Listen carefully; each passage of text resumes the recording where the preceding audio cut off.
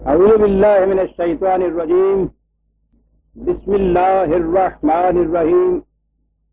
عزیزان ایمان، آج جون 1970 کی 21 تاریخ ہے اور درس قرآن کریم کا آغاز سورہ النساء کی دوسری آیت سے ہو رہا ہے، 4/2 4/2۔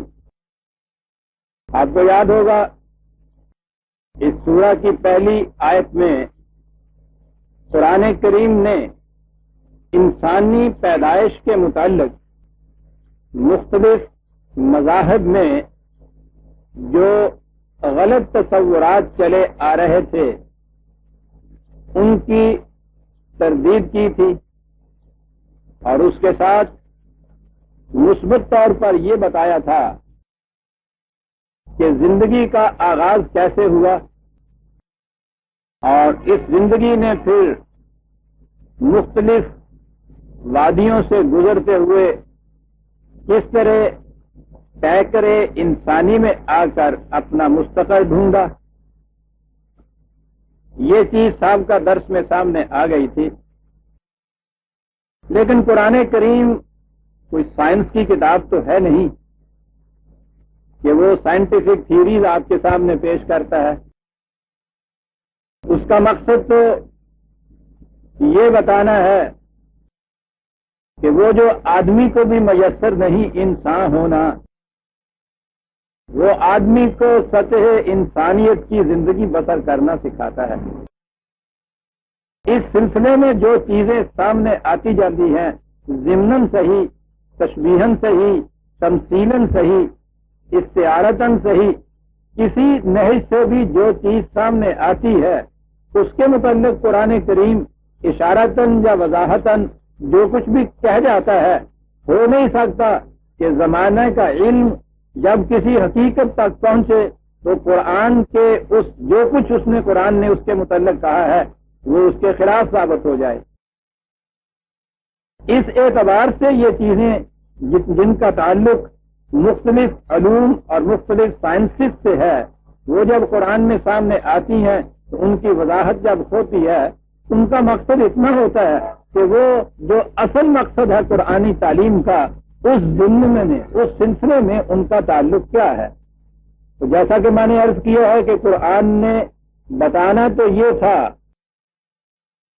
مولانا حالی کے الفاظ میں، کسی زمانے میں ان کا مسدس ہمارے ہاں معاشرے کے ایک ایک بچے کی زبان پہ ہوتا تھا، بڑی عمدہ تعلیم اس میں دی گئی تھی، جس میں انہوں نے یہ کہا ہے، بنیادی نقطہ جو قرآن کی تعلیم کا ہے کہ یہ پہلا سبق تھا کتاب خدا کا کہ مخلوق ساری ہے کندہ خدا کا۔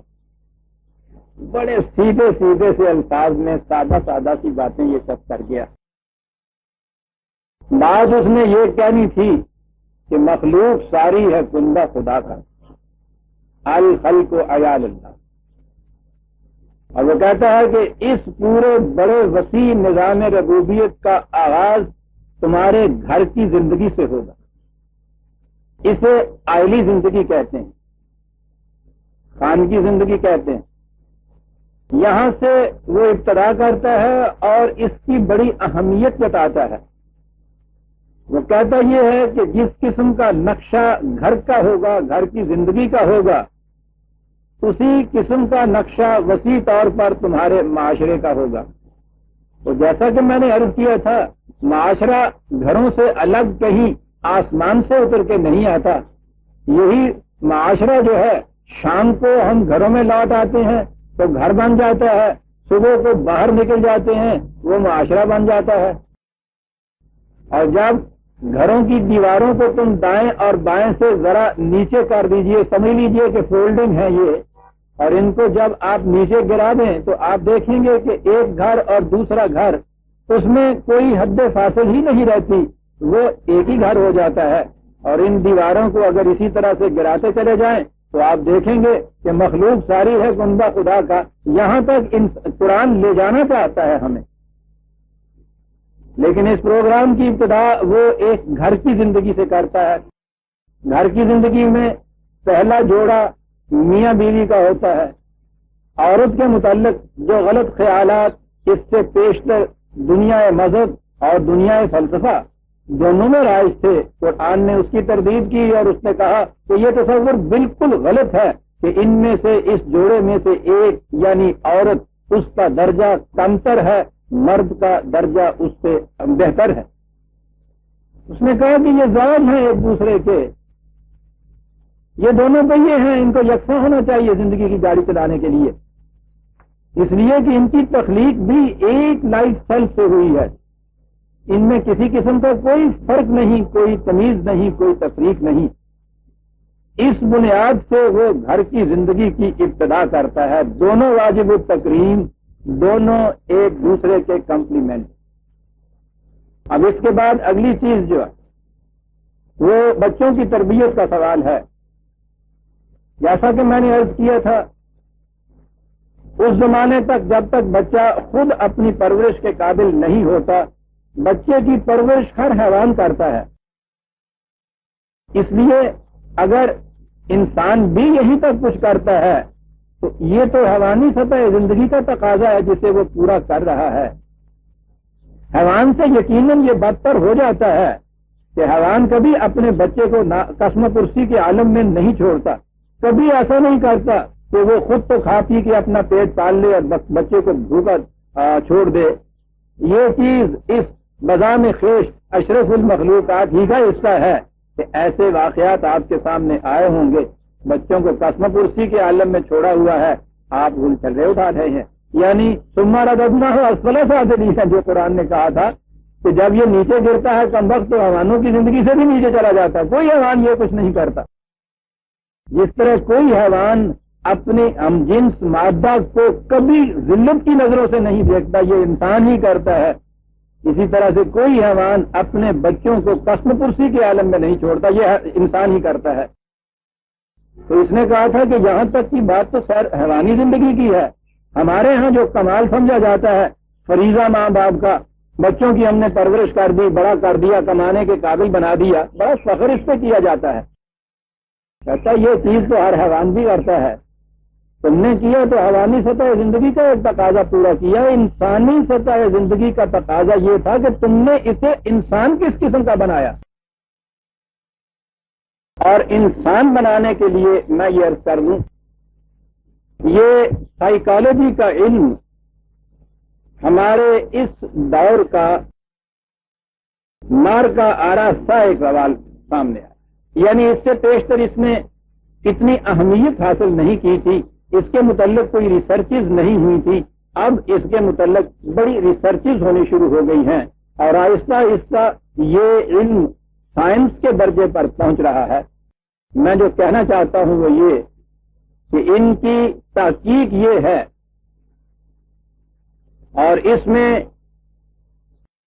اگرچہ فرائیڈ نے ابتدا کی تھی لیکن اس کی نگاہ دوسری طرف گئی، اس کے جو دو شاگرد تھے جنہوں نے اس کے بعد اپنا اپنا نیا سکول قائم کیا، مکتب فکر الگ انہوں نے قائم کیا، وہ جان اور ایڈلر ہیں، اور انہوں نے بچوں کی سائیکالوجی کے متعلق بڑی ہی ریسرچ کی ہے، بڑی ہی تحقیق کی ہے۔ ان کی تحقیق کا ملخص یہ ہے کہ بچے نے اپنی آئندہ زندگی میں سیرت اور کیریکٹر کے اعتبار سے جو کچھ بننا ہوتا ہے اس کی بنیادیں 3 سال کی عمر تک رکھی جا سکتی ہیں، پھر اس کے بعد ان بنیادوں کے اوپر عمارت تو استوار ہو جاتی ہے، ان بنیادوں کا بدلنا بڑا مشکل ہوتا ہے، اگر ناممکن نہیں بھی ہوتا تو سب کچھ بچہ بن چکتا ہے اس وقت تک جب تک وہ تقریباً 3 سال کی عمر، بلکہ انہوں نے کہا تو یہ تھا کہ جب پہلے وہ میں کہنا سیکھتا ہے، بات کرنا سیکھتا ہے، تو اس وقت تک وہ آنکھوں ہی آنکھوں میں اپنے پورے ماحول کو سمو لے رہا ہے اور اسی سے اس کی اپنی شخصیت متشکل ہو جاتی ہے۔ آپ نے غور فرمایا کہ حیوانی بچے اور انسانی بچے میں فرق کتنا ہے؟ میں نے پچھلی دفعہ عرض کیا تھا، حیوانی بچے کے لیے کسی تربیت کی ضرورت نہیں، کسی اسکول میں بھیجنے کی ضرورت نہیں۔ بکری کا بچہ آج خود بکری بن جاتا ہے، شیر کا بچہ آج خود شیر بن جاتا ہے۔ انسان کا بچہ آج خود کچھ نہیں بنتا، اسے بنانا پڑتا ہے۔ جو کچھ اسے اس گھر کی زندگی میں بنا دیا جاتا ہے وہ وہی کچھ بن جاتا ہے، اور یہ ہے وہ سب سے بڑا فریضہ جو قرآن نے عائد کیا ہے ماں باپ کے اوپر کہ بچے کا پیدا کر لینا یہ تو حیوانی سطح زندگی کا ایک تقاضا تھا، اس کو انسان بنانا یہ ہے تمہاری انسانیت کا تقاضا، اور دیکھنا یہ ہے کہ اس تقاضے کو تم کہاں تک پورا کرتے ہو۔ اور اس سلسلے میں جو بنیادی چیز سامنے آئی، اور اس میں اگر یہ عرض کر دوں کہ ذاتی طور پہ بھی یہ چیز ہے جو میرے سامنے آئی، مجھے بھی اس میں کچھ درک ہے، سائیکو انالیسس کے اندر پڑھا بھی ہے، کچھ کرتا بھی رہا ہوں، اور وہ بنیادی چیز یہ ہے کہ جو بچہ ابتداً ماں باپ کی افیکشن سے محروم ہو جاتا ہے، یہ ایسے الفاظ ہیں جن کے مرادف الفاظ ابھی ہمارے ہاں کم ملتے ہیں، پیار میں کہوں تو وہ کچھ بگاڑ کی شکل پیدا ہو جاتی ہے، محبت کہوں ہمارے ہاں اس کا مفہوم کچھ آگے چل کے ہی آتا ہے، لیکن بہرحال افیکشن ایک بڑا عجیب جذبہ ہے۔ بچہ جو افیکشن سے، پیار سے، محبت سے ابتدائی زندگی میں محروم رہ جاتا ہے، اس کے اندر اتنی نفسیاتی الجھنیں، کمپلیکسٹیز پیدا ہو جاتی ہیں تو معلوم نہیں کہ بعد کی زندگی میں وہ کن کن شکلوں میں نمودار ہوتی ہیں۔ اس کے کیریکٹر میں، اس کی سیرت میں خامیاں ہی نہیں رہتی، بلکہ کتنی ہی پرورشنز پیدا ہو جاتی ہیں، بدنہادیاں پیدا ہو جاتی ہیں، بہت سے جرائم کا وہ عادی ہو جاتا ہے، صرف اس لیے کہ ابتدائی زندگی میں اسے افیکشن نہیں ملی۔ اور اس کے لیے اب تو وہ سائیکو انالیسس کے ذریعے سے علاج بھی کرتے ہیں۔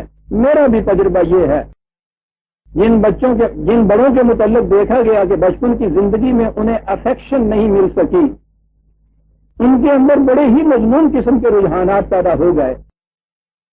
ان کا علاج یہ نہیں تھا کہ ان رجحانات کے متعلق آپ ان کو واضح و نصیحت کریں، واضح و نصیحت کی روح سے وہ سب کچھ سمجھتے تھے، پڑھے لکھے ہوئے لوگ۔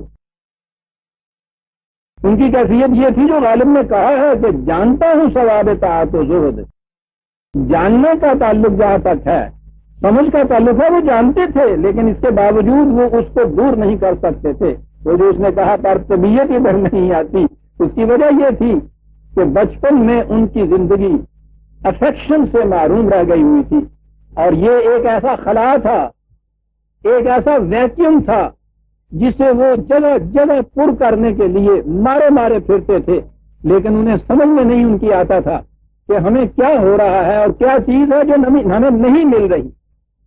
تلاش جس کی ہے وہ زندگی نہیں ملتی۔ ان کی کیفیت یہ بیچاروں کی ہو جاتی ہے، اگر انہیں کسی طرح سے ماں کی سی محبت، باپ کا سا پیار دے دیا جائے، اور اس کے معنی یہ ہے کہ اس میں آپ قطعاً سیلفش نہ ہو، آپ کے سامنے صرف یہ ہو ایک انسان جس کی بنیادیں غلط رکھی گئی تھیں، میں نے اسے ہلاکت سے بچانا ہے، اس فریضے کے ماتحت اگر آپ یہ کریں کہ اس کو اس قسم کی محبت اور پیار دیتے چلے جائیں، جیسا میں نے عرض کیا ہے کہ ماں کا پیار، باپ کی محبت دیتے چلے جائیں، اگر اس کے بعد آپ دیکھیں گے کہ اس کی دبی ہوئی صلاحیتیں کس طرح ابھرتی ہیں، اور اس کے یہ جو پیچ و خم سیرت میں آ جاتے ہیں وہ کیسے سیدھے ہو جاتے ہیں۔ میں نے یہ اس لیے عرض کیا کہ ہمارے ہاں بھی گھروں کے اندر کبھی اس کا التزام نہیں کیا جاتا۔ پیار ہمارے ہاں وہ کہا جاتا ہے جسے لاڈ کہتے ہیں، اچھا بھلا بچہ بھی بگڑ جاتا ہے جس کے اندر، اس کے لیے، اس کے سنوارنے کے لیے، اس سے ڈسپلن کرنے کے لیے ہمارے ہاں خوف کا جذبہ ہوتا ہے۔ سال بھر کے بچے میں ہی وہ چیز کہ نیکی آ گئی اور پاگ آ گیا، یعنی وہ خوف ہر قسم، لے آئیں گے اتوں فلانے ملے دیوی اس طرح نال کر کے، یہ خوف۔ یاد رکھیے، خوف کی روح سے انسان کی شخصیت یا اس کی خودی اتنی کرش ہو جاتی ہے کہ وہ کبھی ابھر ہی نہیں سکتی۔ ہمارے ہاں چونکہ تعلیم ہے نہیں، ادھر توجہ ہی نہیں دی گئی ابھی تک، جیسا میں نے ابھی عرض کیا، پیار ہمارے ہاں لاڈ کا درجہ اختیار کر، شکل اختیار کر لیتا ہے، اچھا بھلا بچہ بگڑ جاتا ہے۔ سنوارتے ہیں تو خوف کے ذریعے سے سنوارتے ہیں، اس کی شخصیت ہمیشہ کے لیے کچلی جاتی۔ افیکشن نہ تو یہ لاڈ ہوتا ہے نہ یہ خوف ہوتا ہے. سمجھانا بڑا مشکل ہے، لیکن آپ کو معلوم ہے بڑوں کی بات بھی ایک بات احترام سے آپ مانتے ہیں کسی دوسرے کی، اور آپ دیکھیں گے کہ اس ماننے کے اندر خوف نہیں ہوتا، ایک جذبہ احترام ہوتا ہے. بچے کے سامنے اگر انسان بڑے جو ہیں اپنی صحیح سیرت کا نمونہ پیش کریں اور افیکشن اس کے ساتھ کریں، یعنی ہر اچھی بات کے اوپر اپریسیشن اس کی کریں، تو آپ دیکھیں گے کہ اس کے دل میں آپ کا احترام اور ریسپیکٹ پیدا ہو جائے گی. اور آؤٹ آف ریسپیکٹ، احترام کے طور پر جو کچھ وہ بچہ کرتا ہے کسی اور طریقے سے اس کی تربیت نہیں ہوتی. صحیح افیکشن کے معنی یہ ہیں، قرآن کریم اس پہ زور دیتا ہے.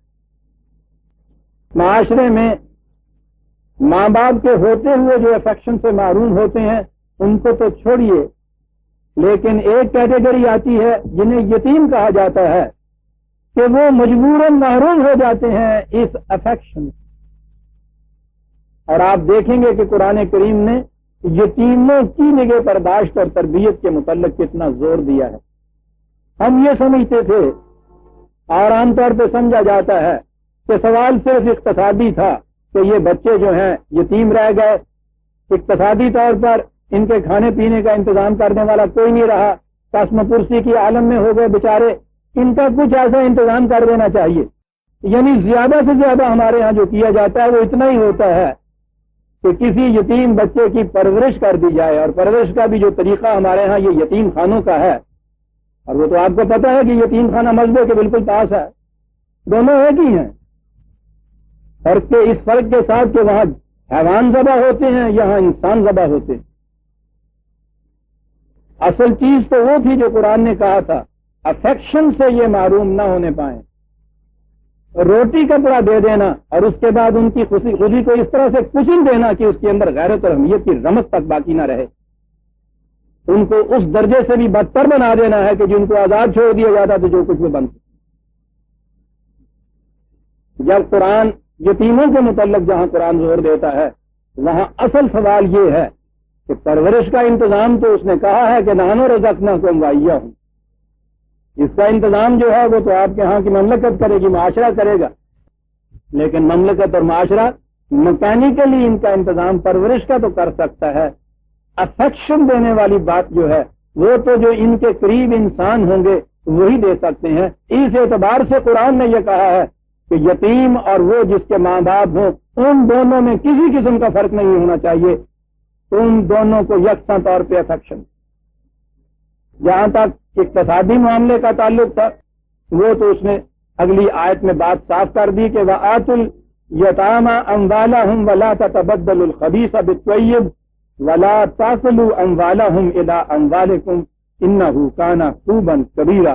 پہلی چیز تو یہ کہ اگر ان کا کوئی مال ہے، جائیداد ہے، تم اس کے سرپرست بنے ہو، نگران بنے ہو، تو یہ نہ کرنے کی کوشش کرو کہ یہ تو اس کی پروٹیکشن کر نہیں سکتے، حفاظت کر نہیں سکتے، ان کو تو اس کا علم نہیں ہے، تو اس کے اندر ایسا خود برد کرنا شروع کر دو.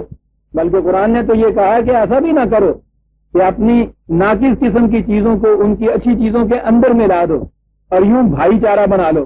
بھائی چارے کی یہ شکل ان کی نہیں ہونی چاہیے. اولاد ہے وہ تمہاری، ان کے ہر مفاد کی نگہ برداشت کرو، ان کی حفاظت کرو. قطعاً یہ چیز نہ کرو کہ ان کا کوئی ذرا سا کوئی ایک رمق سی بھی ان کے مال میں سے خود کھا جاؤ، یا یہ کہ ان کی اچھی چیزوں کو لے کر اپنی خراب چیزیں جو ہیں وہ اس میں ملا دو. یہ بڑی ہی بے انصافی کی بات. لیکن جیسا کہ میں نے عرض کیا سارا مسئلہ تو یہ اقتصادی ہے نہیں، یہ بھی ایک اہم پہلو ہے اس کا، اس کے متعلق بھی قرآن ہدایات دیتا چلا جاتا ہے ہمیں. لیکن مسئلے کا اصل حل تو یہ نہیں. اصل حل تو یہ ہے کہ یہ فیملی کی لائف سے محروم ہو گئے، انہیں گھر کی زندگی میسر نہیں اب رہی. گھر کی زندگی ان کے لیے ہونا بڑی ضروری تھی، اور یہ ہے جس ضمن میں اب اگلی آیت ہمارے سامنے آئی، وہ آیت کہ جس نے ان بے گھروں کو گھر کی زندگی دینی تھی، اور وہ آیت کہ جس کے بعد اچھے بھلے گھر ہمارے ہاں اب جہنم کی زندگی بن جاتے ہیں، اسی ایک آیت سے یہ دلو بہی کثیرہ و یادی بہی کثیرہ۔ قرآن کی آیت اس لیے آئی تھی کہ جیسا میں نے ابھی عرض کیا ہے کہ یہ خانمہ خراب اجڑے ہوئے بے گھر جن کی زندگیاں افیکشن سے محروم ہو چکی تھی، ان کے لیے کچھ انتظام کیا جائے، اور اسی آیت پہ جو عمل ہمارے ہاں ہو رہا ہے اس سے یہ کچھ کہ جنہیں اس سے پیشتر کچھ افیکشن نصیب تھی انہیں اس سے بھی محروم کر دیا جائے، یعنی ایک سے زیادہ بیویاں کرنے کا مطلب۔ آیت پہلے دے دیجیے، وَإِنْ خِفْتُمْ أَلَّا تُقْسِطُوا فِي الْيَتَامَىٰ، آپ دیکھتے ہیں مسئلہ سارا یتامہ کا۔ فَانكِحُوا مَا طَابَ لَكُم مِّنَ النِّسَاءِ مَثْنَىٰ وَالثُّلَاثَ وَالرُّبَاعَ فَإِنْ خِفْتُمْ أَلَّا تَعْدِلُوا فَوَاحِدَةً أَوْ مَا مَلَكَتْ أَيْمَانُكُمْ ذَٰلِكَ أَدْنَىٰ أَلَّا تَعُولُوا۔ یہ 4 تک بیویاں کرنے کا مسئلہ آپ کے ہاں ایسا ہے مسلمہ جیسا، اس میں نہ کسی غور کی ضرورت ہے نہ فکر کی ضرورت ہے، ہر مرد کو اجازت ہے کہ وہ دھڑا دھڑ 1 2 3 4 کرتا چلا جائے۔ یہ تو ابھی وہ ہیں جو اس سے یہ جو مثنیٰ و ثلاثہ و رباع اس سے 2 3 4 لیتے ہیں مراد، یہ ابھی تھوڑے ہیں۔ آپ کو معلوم ہے کہ اس سے اور مراد لینے والے کیا؟ مثنیٰ ثلاثہ رباع کے لفظ کے معنی ہوتے ہیں 2 2 3 3 4 4۔ اس کا یہ بھی مفہوم لینے والے ہیں 2 2 4 3 3 6 10 4 4 8 10 8 18۔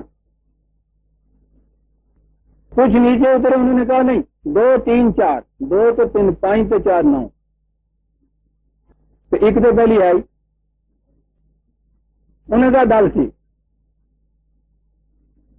انہوں نے کہا نہیں 19، اگے او ماں مالا کا پیمانہ کو لانڈیاں ان کی تعداد ہی کوئی نہیں۔ یتامہ کے مسئلے کا حل ہو رہا ہے۔ جو حقیقی بچے ہے نے پہلے انہوں نے بھی جہنم کی بات کرنا، یہ ہے وہ آیت۔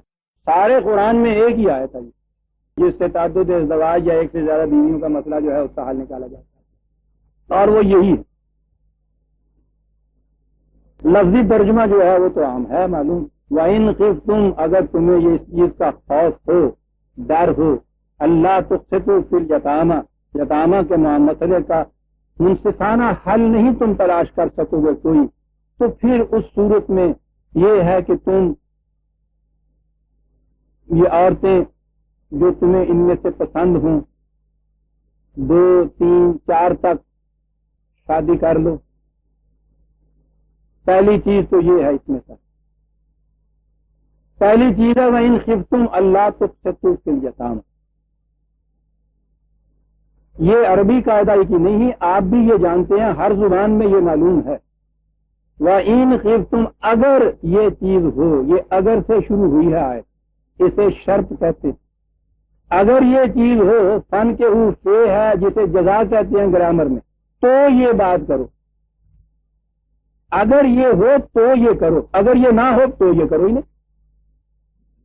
ہر زبان میں یہ چیز ہوتی ہے صاحب کہ جو شے مشروط ہوتی ہے، اذا فات الشرط تو فات المشروط، مشہور ہے فکرہ یہ کہ اگر وہ شرط نہ ہو تو مشروط والی بات رہتی ہی نہیں ہے۔ لیکن آپ کو معلوم ہے اس آیت کے متعلق کیا کہا جاتا ہے؟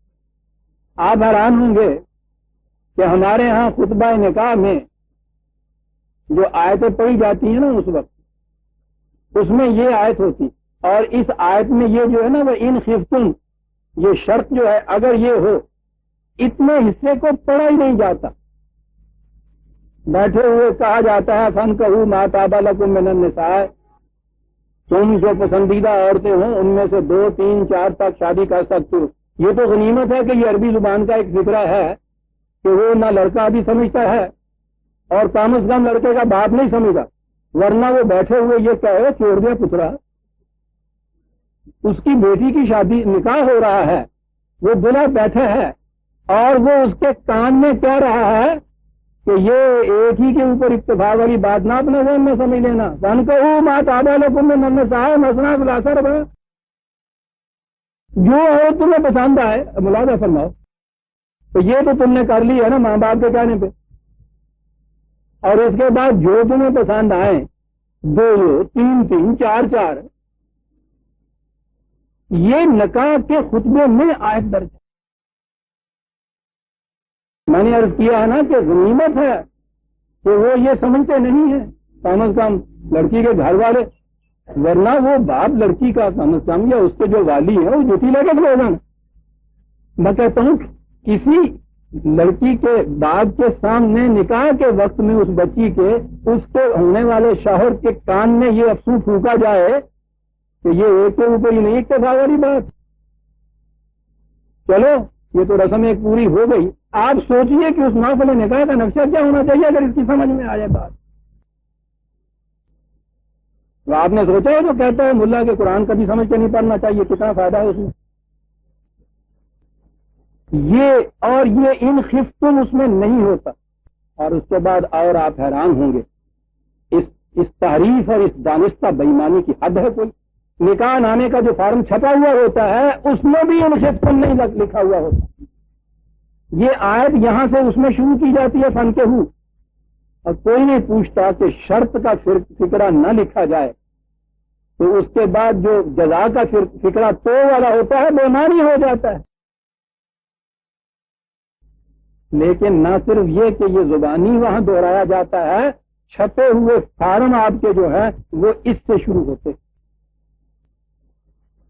یہ ہے عزیزان من جو خدا کی کتاب کے ساتھ آپ کے ہاں ہو رہا، دھڑلے سے ہو رہا. کر لوگ کیا کرتے ہیں.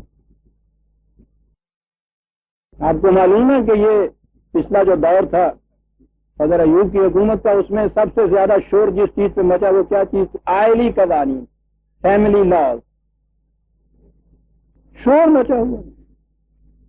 اور اب وہ جو دور حکومت ختم ہوا تو جو نیا اب دور آنے والا ہے اس میں آپ کو معلوم ہے کہ یہ اسلام پرست پارٹیاں سب سے زیادہ زور یا اپنی سب سے بلند ترین خدمت جو گنا رہی ہیں کہ ہم کیا کریں گے اب برسر اقتدار آ گئے تو ہم آئلی قوانین کو منسوخ کر دیں. یعنی صاحب یہ ہیں کیا آئلی قوانین کہ یہ آپ کے ہاں شراب خاری کے قوانین، زناکاری کے قوانین، یہ جوا، یہ ریسز، یہ سٹے، یہ سارے قوانین ہیں. ان میں سے کسی نے یہ نہیں کہا کہ ہم انہیں منسوخ کریں گے. کہا یہ ہے کہ آئلی قوانین کو سب سے پہلے منسوخ کریں گے. تو وہ بہت ہی بڑی خطرناک بات ہو گئی. اس میں کیا ہے؟ اس نے کہا یہ ہے کہ یہ شرط کا جو فکر ہے نا یہ ساتھ ہونا چاہیے آیت میں. اگر کی بات پوری کرو تو پھر اگلی اجازت مل سکتی ہے تمہیں دوسری شادی کرنے کی. اس میں یہ لکھا ہوا ہے جی. اس پہ قیامت برپا ہو رہی. مرد کو غیر مشروط حق حاصل ہے شریعت حقہ کی روح سے کہ وہ 4 تک کی شادیاں کر سکتا ہے. 4 کے بعد حد ہو گئی، پھر اس کے بعد تو وہ مرد کا جو حق ہے محدود ہو گیا کہ نہیں. پھر اس میں سے وہ پہلی ہے اس کو طلاق دی. طلاق کے لیے کسی شرط کی ضرورت نہیں. کھڑے کھڑے آپ نے نیلام گھر کی طرح 1 2 3 کہا طلاق طلاق طلاق، ختم قصہ. اب رہ گئی نا 3، چوتھی پھر پوری کر لو. آپ دیکھ رہے ہیں قرآن کریم نے آئلی قوانین کے متعلق یہ کہا تھا کہ وَلَا تَتَّخِذُوا آیَاتِنَا ہُزُوًا. تو دیکھنا ہمارے ان احکام کو مذاق نہ بنا دینا کہیں. کیسا مذاق بنایا گیا ہے ان قوانین میں، اگرچہ وہ پورے کے پورے قرآن کے مطابق نہیں ہے، لیکن بہرحال جو آپ کے ہاں کے یہ مجوزہ چیزیں آ رہی ہیں ان میں امپروومنٹ یقیناً ہے. اس میں اصلاح ہے، قرآن کی طرف ایک قدم اٹھا ہے. قیامت مچا دی گئی. نہیں صاحب ان کو رہنے دیا جائے گا. سب سے پہلے ان کو منسوخ کیا جائے گا کیونکہ یہ دوسری شادی کرنے پہ پابندی عائد کرتے ہیں. پابندی یہ کیا عائد کریں گے؟ پابندی عائد کرنے والوں نے تو فکرہ شروع کیا ہے ان خفتم سے. پہلا ان خفتم اللہ تقسطوا فی الیتامى، اور اس کے بعد وَإِنْ خِفْتُمْ أَلَّا تَعْدِلُوا، پھر دوسری شرط خفتم کی. اگر تمہیں یہ بھی ڈر ہو کہ ایسا نہیں ہو سکا پھر بھی نہیں. یہ ہیں شرطیں. شرطیں کیا ہیں؟ ان خفتم اللہ تقسطوا فی الیتامى، اگر تمہیں یہ اندیشہ ہو، خوف ہو کہ یتامہ کے مسئلے کا منصفانہ حل کوئی اور مل نہیں سکتا، کوئی اور حل نہیں مل سکتا منصفانہ. کن کے مسائل کا؟ یتامہ. ہمارے ہاں تو یتیم صرف ان بچوں کو کہا جاتا ہے جن کے ماں باپ مر جائیں. عربی زبان میں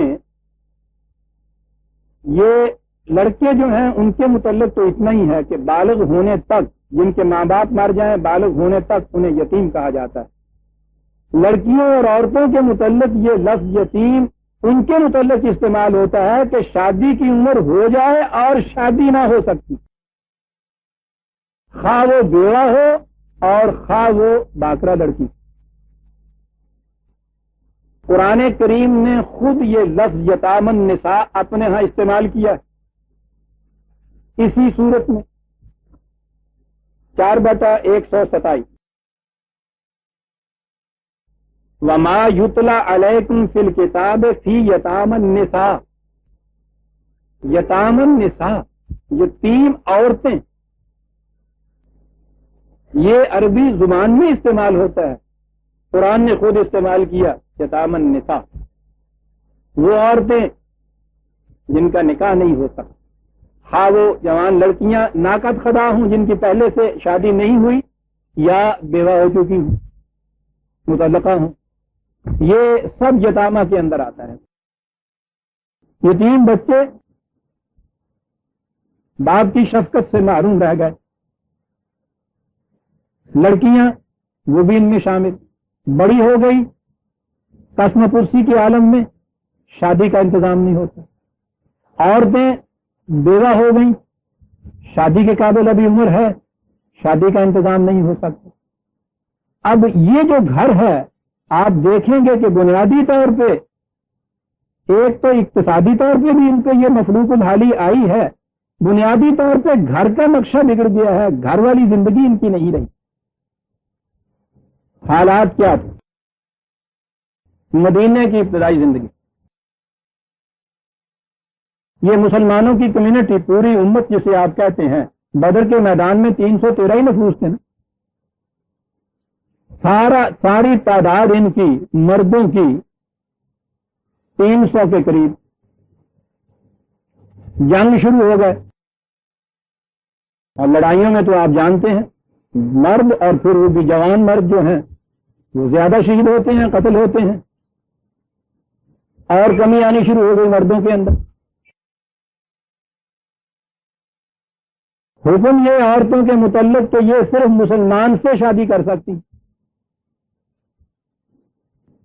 مسلمان مردوں کے متعلق تو یہ استثناء تھی کہ اہل کتاب کی عورتوں سے شادی کر سکتے ہیں. میں آگے چل کے جب وہ آئے گا تو عرض کروں گا کہ وہ جو استثناء تھی جب حالات بدل گئے ہیں تو حضرت عمر کے زمانے میں یہ چیز جو تھی ختم کر دی گئی تھی. یہ جو آج مصیبتیں آپ کے یہاں پیدا ہو رہی ہیں نا، تو یہ سمجھ کے شریعت نے اجازت دے رکھی ہے، وہ گئے اور ولایت سے ڈگری تو وہی رہ نہیں ہوئی، ماں باپ کے حصے کی ایک ڈگری لے آئے ساتھ. اور پھر یہ جو آپ کے ہاں کی بڑی بڑی سلطنتیں ختم ہوئی ہیں وہ انہی عورتوں کی وجہ سے ختم ہوئی تھی، جو آپ نے یہ اہل کتاب میں سے عیسائیوں اور یہودیوں کی لڑکیوں سے شادیاں کی ہیں، سب جاسوس بن کے آتی تھی. اور یہ چیز جب یہ شروع ہوئی ہے وہاں ابتدائی ہوئی ہے تو اسی وقت یہ ختم کر دی گئی. بہرحال میں کیا یہ رہا تھا کہ مسلمان عورتیں غیر مسلم سے شادی نہیں کر سکتی. مسلمانوں کی جماعت کی کیفیت یہ ہے کہ کوئی 300 کے قریب سارے نفوس، ان میں سے بھی جنگ میں شہید ہوتے چلے جا رہے ہیں، ہر جنگ کے اندر شہید ہوتے چلے جا رہے ہیں. مکے میں جو عورتیں رہ گئی تھیں مسلمان، اگرچہ وہ وہاں شادی شدہ بھی تھیں، وہاں سے تنگ آ کے انہوں نے ہجرت کر کے مدینے میں آ کے پناہ لینی شروع کر دی. عورتیں بھی آئیں، ان کے ساتھ بچے بھی ان کے آئے. وہ کافر تھے، ان کے خاوند جو مکے میں تھے، اب انہیں واپس دھکیلنا تو بڑا ظلم. یہ بھی آنی شروع ہو گئی. اب دیکھیے پوزیشن کیا ہو گئی مدینے میں. نئی نئی یہ جماعت، مردوں کی پہلے ہی کمی، جنگوں میں شہید ہونے سے اور کم ہوتے چلے گئے. عورتیں بیوہ، باہر سے مکے کی طرف سے یا اور طرف سے عورتیں اپنے خاندوں کو، گھر بار کو چھوڑ کر جو کافر تھے یہاں آنی شروع ہو گئی. چھوٹی سی کمیونٹی، اور ابھی مدینے کے اندر غیر مسلموں کی اتنی آبادی. آپ دیکھتے ہیں پرابلم کیا کریٹ ہو گئی ان کے لیے. اصول ان کے یہاں تھے مونوگیمی کا تھا، ایک وقت میں ایک بیوی، اور خود قرآن نے یہ کہا ہے وَإِنْ خِفْتُمْ أَلَّا تَعْدِلُوا فَوَاحِدَةً، وہی ایک کا جو قانون ہے تمہارے ہاں، اگر یہ شرطیں پوری نہ ہوں تو وہی ایک کا قانون. فَوَاحِدَةً کیا کہ قرآن نے خود بتا دیا کہ قانون کیا ہے. یہ اس قانون میں ایکسیپشن یا ریلیکسیشن تھی کہ قانون تو یہ ہے کہ ایک مرد ایک بیوی، لیکن اس پرابلم کا حل کیا ہو، یہ بہت بڑا تمدنی مسئلہ سامنے آ گیا تھا، معاشرتی مسئلہ سامنے آ گیا تھا. بیوہ عورتیں، ان کے ساتھ بچے، مردوں کی کمی، ادھر سے اور عورتیں چلی آ رہی ہیں. قانون یہ ہے کہ ایک بیوی. بہت سوچا کہ اس مسئلے کا حل کیا ہو. کہا وَإِنْ خِفْتُمْ أَلَّا تُقْسِطُوا فِي الْيَتَامَىٰ، سوچو بچار کرو، اور اگر تم دیکھو کہ کوئی اور حل نہیں ملتا ان کا منصفانہ حل، تو پھر وہ جو اصل قانون ہے ایک بیوی کا ایک وقت میں، اس میں استثناء کی جاتی ہے اس پرابلم کو حل کرنے کے لیے کہ حالات کے تقاضے کے مطابق ایک سے زیادہ شادیاں تم کر. یہ شادیاں کیا ہوئیں؟ انہیں اپنی پروٹیکشن میں لو، انہیں حفاظت میں لو. ان کو گھر کی ضرورت ہے، ان کے بچوں کو افیکشن کی ضرورت ہے. یہ ہے وہ ان خفتم اللہ تقسطوا فی الیتامى، یہ شرط اول ہے. تو یہ اگر پرابلم کسی وقت معاشرے کے اندر پیدا ہو جائے اور کوئی اس کے لیے منصفانہ حل تمہارے پاس نہ ہو، تو یہ ہو سکتا ہے کہ آپ کے یہاں کی عورتیں، ان کی تعلیم اتنی ہو کہ وہ کوئی ڈاکٹرز بن جائیں، کوئی نرسز ہو جائیں، کوئی ٹیچرز ہو جائیں، معاملوں کے اندر ہو جائیں. معاشرے کا حسن انتظام یہ ہو کہ کوئی شخص نظر میلی نگاہ اٹھا کر کسی عورت کی طرف نہ دیکھ سکے.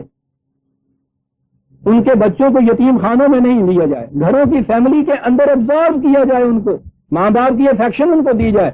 اگر اس قسم کا آپ کے یہاں کوئی جنتی معاشرہ بنتا ہے کہ جس جنت کے اندر بچوں کے متعلق قرآن نے کہا ہے بچے ہیں گوہر آبدار ہیں جو ادھر ادھر پھر رہے ہیں صاحب، اگر معاشرے کی کیفیت یہ نہ ہو تو کہا کہ پھر اس کا حل یہ بھی ایک ہو سکتا ہے کہ تم ان کو اپنے خاندان کے اجزاء بنا دو، جزو خاندان بناؤ ان. اگر یہ تمہیں ڈر ہو کہ ان کے مسئلے کا کوئی اور حل نہیں مل سکتا تو پھر تمہیں اس کے متعلق اجازت دی جاتی ہے. یہ ایکسیپشن ہے، یہ اجازت ہے، یہ حکم نہیں ہے. اس شرط کے بغیر اس کی اجازت قطعاً نہیں ہے، کسی دوسری جگہ کوئی اور آیت نہیں ہے. یہ ہے جہاں یہ حکم ہوا. تو پھر اس کے بعد فانکحوا ما طاب لکم من النساء. آپ کو پتا ہے جب یہ آیت پوری پیش کر دی جاتی ہے، پڑھ دی جاتی ہے کہ پہلے یہ لکھا ہوا ہے، تو یہ کہتے ہیں کہ وہ ٹھیک ہے، لکھا ہوا یہ ہے کہ اگر تم دیکھو کہ یتیموں کے ساتھ تم انصاف نہیں کر سکو گے تو پھر تم جہاں جی چاہے 2 3 4 شادیاں کر لو. ان سے پوچھو کہ ذرا اس فکرے کو دوہرا دیجئے جو آپ نے ابھی فرمایا ہے، کوئی تک بھی ہے اس میں کہ یہ یتیم بچے جو ہیں ان کے مسئلے کا اگر حل تمہیں نہ ملتا ہو تو یہ یتیموں کو تو چھوڑ دو ایسے ہی، اور جو گھر تمہارا مطمئن اور پرسکون چلا آتا ہے اس کا سکون بگاڑو، جا کے 2 2 3 3 شادیاں کر لو سر. یعنی ان دونوں میں کوئی ربط ہے اس شرط میں اور اس جزا میں جو اس کے بعد کہی گئی ہے، یہ حل ہے اس چیز کا. لیکن آپ دیکھیے بڑے دھڑلے سے یہ بیان کیا جاتا ہے. اور اس کے لیے ایک روایت حضرت عائشہ کی کہ یہ ہوا تھا، یتیموں کے ساتھ انصاف نہیں ہوتا تھا تو یہ کہا گیا کہ جاؤ شادیاں کرو. عزیزان من، قرآن کی آیت سامنے، کوئی لمبی چوڑی عربی ادب میں جانے کی بھی ضرورت نہیں ہے، کوئی 18 علوم پڑھنے کی ضرورت اس کے لیے نہیں ہے، ابتدائی عربی بھی کسی کو اگر آتی ہو تو یہ ایسا قرآن تو اتنا آسان زبان میں ہے، بڑی آسانی سے ہی سمجھ میں آ جاتا ہے۔ اگر ان خفتم، اگر تمہیں خوف ہو، دیکھیے تو صحیح، عربی جاننے والا بھی غور کرے تو کچھ نہ کچھ تو ٹٹول لیتا ہے۔ اللہ ان لا تک سے تو، اگر تم نہیں انصاف منصفانہ کوئی حل تلاش کر سکتا یتامہ کا، فن کے ہو پھر تم کر سکتے ہو یہ فن کے ہو ماتا بالکم من النساء۔ اب یہ دیکھیے بات تو صرف اتنی سی کہہ گیا ہے، کہنا تھا قرآن نے درمیان میں ایسی چیزیں وہ لاتا چلا جا رہا ہے جہاں اور احکام بھی ساتھ آ جاتے ہیں۔ فن کے ہو نکاح کرو، ما تابا لکم۔ اب پہلی چیز یہ ہے اپنی پسند کے مطابق۔ اگلا جو مسئلہ آپ کے ہاں ہے نا کہ صاحب بچپن میں بھی شادی کر دی جا سکتی ہے، یعنی شادی کے لیے بالغ ہونا شرط نہیں۔ میں ابھی آگے چل کے 2 آیتوں کے بعد آئے گا جو میں عرض کروں گا، قرآن نے خود یہ شرط لگائی ہے اس کے لیے بالغ ہونا۔ اور عزیزان من آپ سوچیے تو صحیح، بلوغت کے بغیر میرج یا شادی یا نکاح سوال ہی پیدا نہیں ہوتا۔ کبھی حیوانوں میں بھی آپ نے دیکھا یہ مسئلہ، یہ تو آپ ہی کے ہاں یہ چیز ہے۔ 6 برس 7 برس کی بچیوں کے ساتھ آپ کہتے ہیں شادیاں کی جائیں، اور شادی نہیں صرف کہ نکاح ہی پڑھا دیا جائے، اس کے بعد یہ ہے کہ ان کے ساتھ خلوت بھی ہو۔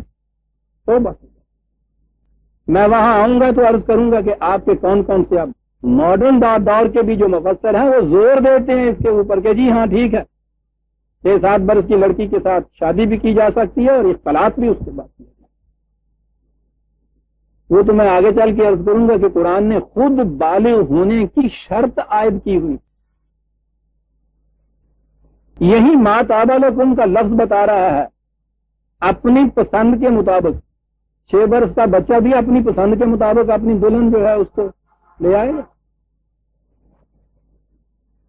پسند کا سوال ہی اس وقت پیدا ہوتا ہے جب آپ چوائس اور انتخاب کی عمر پہ پہنچے ہوئے ہوں، اور عمر ہی نہیں صرف بلکہ آپ کے یہاں صلاحیت اتنی ہو آپ کے اندر کہ آپ صحیح چوائس کر سکیں۔ اب یہاں تو یہ کہا گیا ما طاب لکم من النساء، مردوں کے لیے یہ چیز آئی کہ جو تمہیں پسند ہو۔ کیا یہ عورتوں کے لیے بھی یہ بات ہوگی یا پسندیدگی انہی کے اوپر ہے؟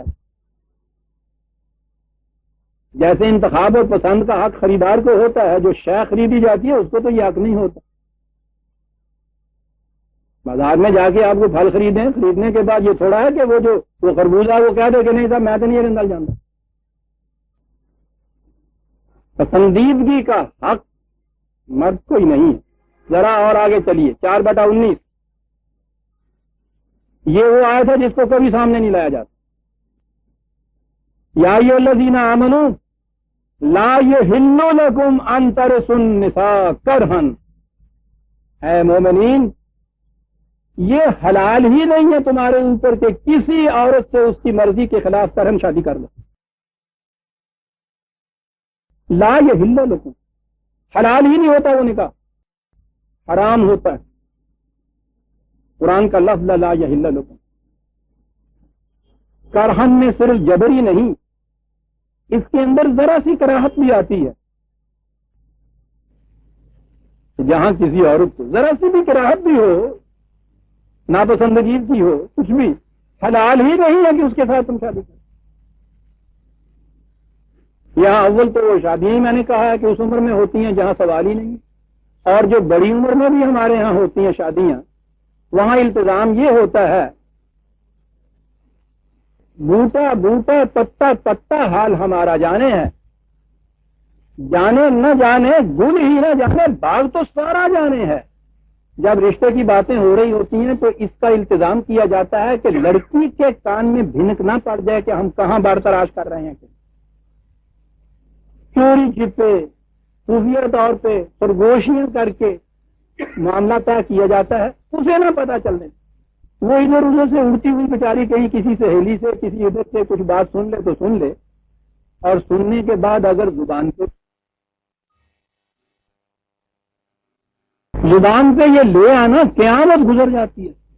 شریف گھرانوں کی لڑکیوں کی اب یہ کیفیت ہو گئی, اپنے رشتوں کے متعلق اپنی سہیلیوں سے باتیں کرنے لگی.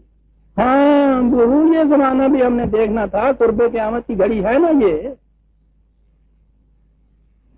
اور سارا کچھ کر چکنے کے بعد دن مقرر ہو گئے, بارات چلی آ رہی ہے, بارات آ بھی گئی, سب کچھ ہوا گیا, ڈھول ڈھمکا آتش بازی یہ سارا کچھ ہو رہا ہے. یہ سب کچھ کرنے کے بعد ارے وہ میاں جی کہاں ہے, وہ چلیے نا اندر, وہ دو لیجیے ساتھ آپ نے, وہاں جا کے وہاں اسے جا کے بیچاری کو دیکھیے تو وہ اس کو بہو بنا کے بٹھایا ہوا ہوتا. یہ بہو جو کہتے ہیں بہو تو ہم پتا نا بچیاں میں ڈراؤن والی گال ہوں وہاں, اور وہاں جا کے اب آخری وقت میں اس سے یہ پوچھا جاتا ہے, یہ شرط پوری کی جاتی ہے رضامندی اس کی لینے کے لیے. اب وہ بیچاری کچھ نہیں کہتی تو فقہ کا مسئلہ ہے کہ اگر وہ خاموش ہو تو رضامندی سمجھو. فانکحوا ما طاب لکم من النساء, اپنی پسند کے مطابق. دوسری طرف سے لا یحل لکم ان ترثوا النساء کرہا 4/19 عزیزان مان, بڑی اہم آیت ہے اس بات کے. ذرا سی ناگواری بھی اگر ہو لڑکی کو یا عورت کو, حلال ہی نہیں ہے اس کے ساتھ کہ تم اس کے مالک بن جاؤ. ٹھیک ہے, پسندیدگی کے مطابق. اب یہ دیکھنا یہ ہے کہ پرابلم کتنی بڑی ہے, کتنی زیادہ تعداد ہو گئی ہے. یہ انفرادی سوال نہیں ہے کہ وہ ہر شخص اس کا فیصلہ کر لے, طے کر لے اور اس کے دو دو چار چار کرتا پھرے. یہ مسئلہ اجتماعی ہے, معاشرے کا ہے, مملکت کا ہے کہ وہ فیصلہ کرے کہ ایسی سچویشن ارائز ہو گئی ہے کہ وہ جو ہمارے ہاں کا لا ہے, قانون ہے مونوگیمی کا, ایک وقت میں ایک بیوی کا, اس میں ایکسیپشن یا ریلیکسیشن کرنے کا تقاضا, تو زمانے کا وقت کا تقاضا آ گیا ہے کہ اس میں کیا جائے. قانوناً ریلیکسیشن اس میں کی جائے گی, اور پھر اس اسٹیٹ کی, اس مملکت کی, اس کی اجازت سے, بلکہ اس کے اہتمام سے یہ کیا جائے گا. یہ مسئلہ معاشری ہے, انفرادی نہیں ہے. یہ پرابلم ارائز ہو گئی ہے آ کے ملت کی, ملت اس کو حل کرے گی. اب اس کے بعد اگلی چیز یہ آئی کہ صاحب بستہ راستہ گھر ہے, اور ہم تو اب دیکھتے ہیں نا کہ اس گھر کے اندر اگر سوکن آ جائے اور پھر 7 بچے بھی آ جائیں تو کیا قیامت وہاں گزرتی ہے. اور مسئلہ تھا ان دونوں کو وہ کچھ دینے کا جس سے یہ بیچارے محروم ہو گئے. یہ عورت یہ محروم ہو گئی تھی کچھ چیزوں سے, یہ بچے یہ محروم ہو گئے تھے اس افیکشن اور شفقت اور رافت اور رحمت اور محبت سے جو ماں باپ سے مل سکتی ہے. یہ پرووائڈ کرنے کے لیے تو یہ سلسلہ تھا. اور اگر کیفیت یہ ہو جائے کہ یہ اس گھر میں آ جائے جہاں آ کے اچھا بستہ رستہ گھر بھی جہنم بن جائے, سوال یہ نہیں, دوسری شرط اس کے ساتھ لگا دی. اور اگر اس کے بعد پھر یہ جو ایسے لوگ ہیں کہ جو ایسا انتظام کر سکتے ہیں, ان کے ہاں بھی اگر یہ صورت ہے کہ وہ عدل کی بات نہیں ہو سکے گی, پھر بھی اجازت نہیں دی جا سکتی. سوال آ گیا عدل. یہاں پھر ایک بڑی پرلط چیز آتی ہے. اس مقام پہ تو قرآن نے نہیں بتایا کہ عدل سے مقصود کیا ہے, کس قسم کا عدل. آگے چل کے ایک آیت ہے, اسے دیکھیے اور پھر دیکھیے آپ آیات کے ساتھ, قرآن کی آیات کے ساتھ جو اس نے کہا تھا نا کہ مذاق نہ بنا لینا, مذاق کیا بنایا. وہ یہ ہے کہ وَلَن تَسْتَطِيعُوا أَن تَعْدِلُوا بَيْنَ النِّسَاءِ وَلَوْ حَرَصْتُمْ, کہا کہ تم عورتوں کے درمیان عدل کر ہی نہیں سکتے خواہ کتنا ہی کیوں نہ چاہو. تو اس کے بعد وہ لوگ 4/129 4/129 وہ لوگ جو یہ کہتے ہیں کہ کسی حالت میں بھی ایک سے زیادہ شادی کی اجازت ہے ہی نہیں قرآن میں, یہ بھی ہمارے ہاں کے ہیں. وہ ان سے کہا جاتا ہے کہ دیکھیے وہاں یہ ہے کہ ایک سے زیادہ 2 3 4 کرو, کہا کہ وہاں شرط یہ بتائی ہوئی ہے کہ عدل کر سکو, اور یہاں یہ ہے کہ تم کتنی ہی کوشش کرو عدل کر نہیں سکو گے. لہذا اس آیت کی روح سے تو بات یہ ہو گئی نا, ادھر یہ کہہ دیا پچکارنے کے لیے کوئی بات نہیں کر لو 2 2 3 3 4 4. شرط ہے کہ کج دارو مریض پیالہ پڑیا ہے ہوئے ان منگا بھی کرو تو پانی گرے نہیں, یہ نہ گرے تو سارا تھوڑا پیالہ. یعنی شرط آیت کی جا رہی ہے کہ عدل کرو، اور کہا یہ جا رہا ہے کہ عدل تم کر ہی نہیں سکتے. کہتے ہیں دیکھا نا قرآن نے، اللہ میاں نے کس طریقے سے اجازت بھی دی، اجازت دی کہ چھین بھی لی. سبحان اللہ، کیا قانون بنانے والا خدا ہے. یہ اندازہ لگائیے آپ کے ہاں کوئی اس قسم کا قانون بنائے تو اسے کیا کہا جائے گا؟ فخر سے کہتے ہیں اجازت بھی دے دی، شرط ایسی لگا دی کہ جو کبھی قابل عملی نہ ہو، عملاً اجازت منسوخ، قولاً اجازت اپنی جگہ موجود. واہ، خدا کے قانون. بات یہ نہیں عزیزان، قرآن نے وہی بات کہہ دی. ایک چیز تو ہوتی ہے جذبات کی، دوسری چیز ہوتی ہے معاملات کی. جہاں تک جذبات کا تعلق ہے وہ ہم جانتے ہیں کہ اس کے اندر مساوات، عدل کے معنی مساوات ہوتا ہے. عدل کہتے ہیں یہ جو یہ پدوں کے اوپر وہ بوریاں لدی جانی ہیں، چھٹ جنوں کہنے دونوں طرف وہ ہوتی ہیں نا، وہ بوجھ اس کے آدھا ادھر آدھا ادھر، تو وہ اسے کہتے ہیں عدل. آپ اس میں ذرا کبھی دیکھیے گا کہ اگر کسی ایک طرف کا بوجھ ذرا بھی زیادہ ہو جائے تو وہ جو لدا ہوا ہوتا ہے وہی نیچے نہیں گرتا، وہ جانور بھی بیٹھ جاتا ہے. عدل اس قسم کے برتاؤ کو کہتے ہیں کہ جس میں یوں مساوات کی کیفیت ہو. قرآن نے کہا ہے کہ یہ ٹھیک ہے معاملات کی دنیا تک تو یہ چیز کی جا سکتی ہے، جذبات کی دنیا کے اندر یہ بات اس قسم کا عدل جو ہے یہ نہیں کیا جا سکتا. لہذا جب ہم نے عدل کی شرط لگائی تھی تو یہ چیز نہیں تھی کہ ہم اس کی توقع تم سے کرتے تھے. کرنا صرف یہ ہے فلا تمیلوا کل المیل فتذروها کالمعلقہ. یہ کیفیت نہ تمہاری کہیں ہو جائے کہ وہ تم پورے کے پورے وہ ایک بوجھ ایک ہی طرف تمہارا سارا جھک جائے. اور اس بیچاری کو لائے بھی تھے تم گھر میں پروٹیکشن دینے کے لیے، حفاظت کرنے کے لیے، شفقت اور رافت کے لیے، اور اس کی کیفیت یہ ہو جائے کہ نہ یہ بن بیاہی رہے نہ یہ بیادائی ہو، ادھار لٹکی ہوئی. یہ معلقہ علاقہ جو ہے اس کے دونوں معنی ہو سکتے ہیں. درمیان میں کسی کو لٹکا دیا جائے وہ بھی، اور کانٹوں میں چادر کو الجھا دیا جائے تو وہ بھی معنی اس سے ہوتے ہیں. کیا لفظ لایا ہے قرآن. دوسری چیز یہ ہو، اب سیدھی سی بات ہے کہ یہاں جو لایا جا رہا ہے یہ گھر خالی تو ہے نہیں، پہلی شادی تو یہ کر نہیں رہا، گھر میں تو موجود ہے پہلی بیوی. آپ سوچئے کہ اگر اس بیوی کی کنسنٹ رضامندی اس بات میں نہ ہو تو اس گھر کے اندر کسی قسم کا بھی عدل ہو سکتا ہے؟ سوال ہی پیدا نہیں ہوتا. یہ جو آئلی قوانین ہیں نا جن کے متعلق میں نے عرض کیا ہے کہ بہت بڑا جہاد ہو رہا ہے، اس میں شرط یہ لگائی گئی تھی کہ اگر ایسی کوئی سچویشن تمہارے ہاں پیدا ہو جائے جو دوسری شادی کرنی ہے تو پہلی بیوی کی رضامندی شرط ہے اس کے اندر. بڑی حد تک ایک پروٹیکشن اس میں دی گئی ہوئی، وہ اسے توڑنے کے پیچھے پڑے ہوئے. اب یہ کہا جائے گا کہ صاحب یہ چیز تو پھر ہوئی، یہ گھر کے اندر جو بیوی یا عورتیں ہیں یہ کہاں اس کی رضامندی دے دیں گی، وہ راضی کس ایسے کیسے ہو جائیں گی؟ جبرن ہی آپ کہہ لیجیے کہ وہ راضی ہو جائے گی جیسے ہمارے ہاں یہ کرایا جاتا ہے. لیکن ہم یہ بھول جاتے ہیں کہ بات مومنین سے ہو رہی ہے، اور مومنین میں مومن مرد بھی ہوتے ہیں، مومن عورتیں بھی ہوتی ہیں. اور ایمان سے انسان کے اندر جو ایک تبدیلی پیدا ہوتی ہے ہم اس سے لذت آشنا ہی نہیں ہے. وہ کیا چیز پیدا کر دیتی ہے جب سچویشن ایسی ارائز ہو جائے.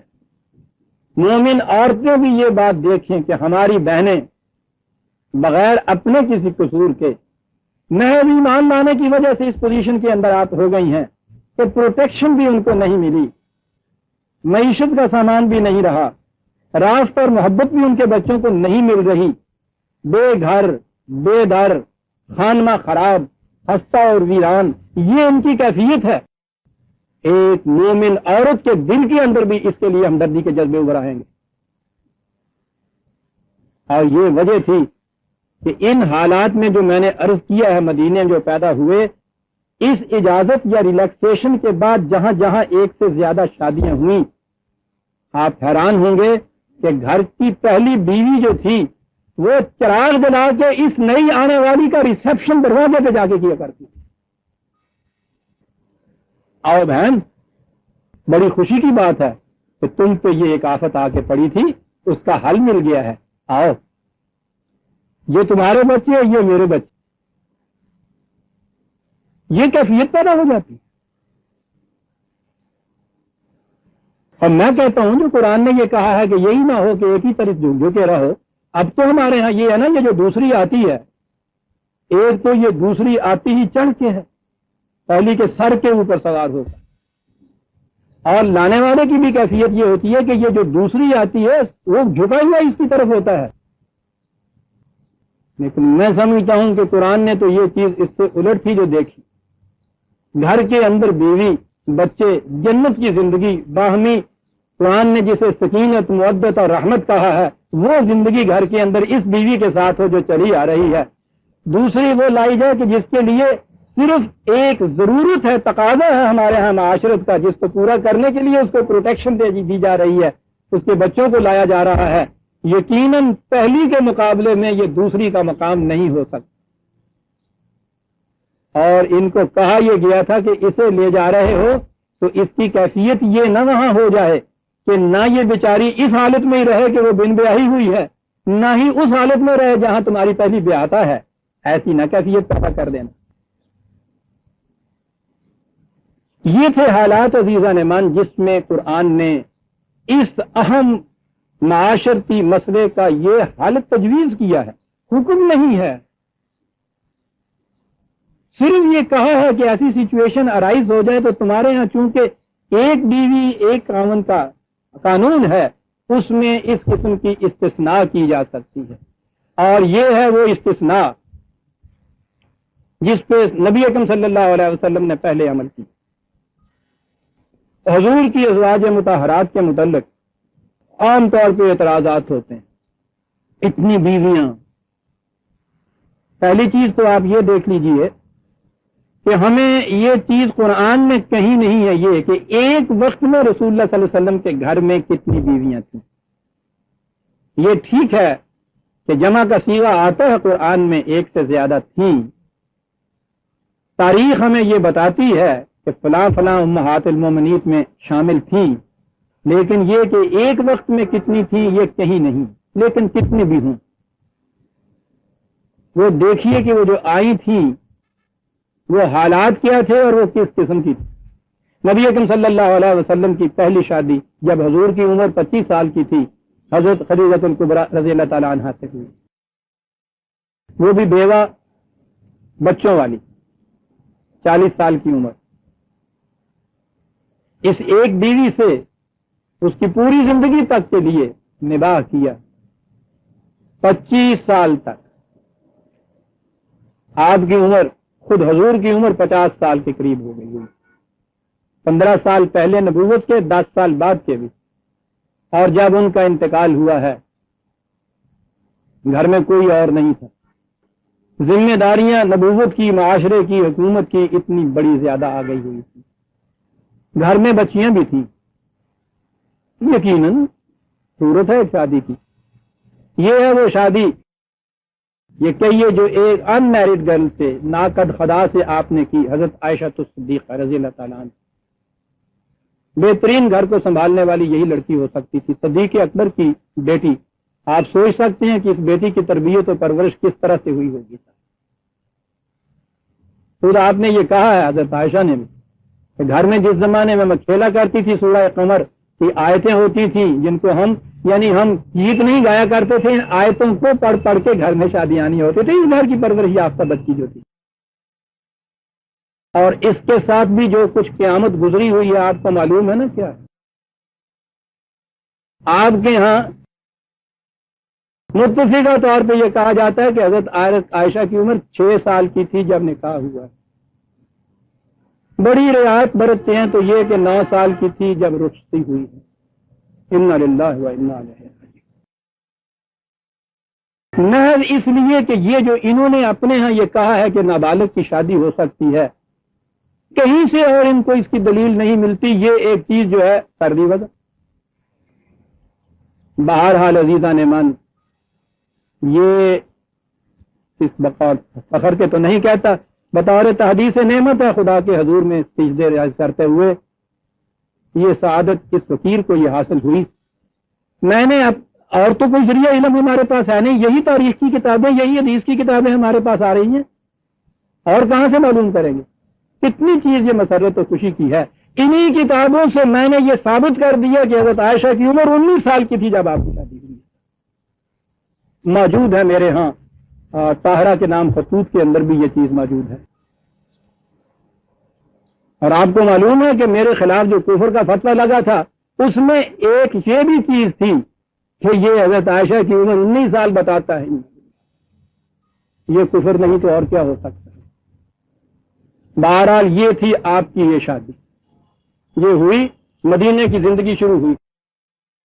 دوسرے سال جنگ بدر، تیسرے سال جنگ احد، پے در پے یہ ہنگامے، مکے سے مہاجر عورتیں جو ہیں ان کی درآمد، یہاں بیوہ عورتیں، بیوہ بچے، چھوٹی سی کمیونٹی، ہر دوسرے دن جنگ، یہ کیفیت۔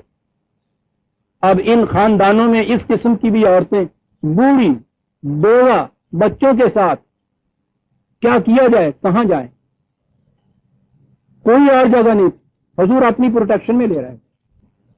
عام حالات میں جگہ کی کیفیت یہ تھی کہ حضرت عمر رضی اللہ تعالی عنہ جیسی شخصیت بہت ممتاز شخصیت تھی، اسلام سے پہلے بھی بہت بڑا گھرانہ تھا۔ خود حضرت عمر رضی اللہ تعالیٰ عنہ کی بیٹی حضرت حفصہ،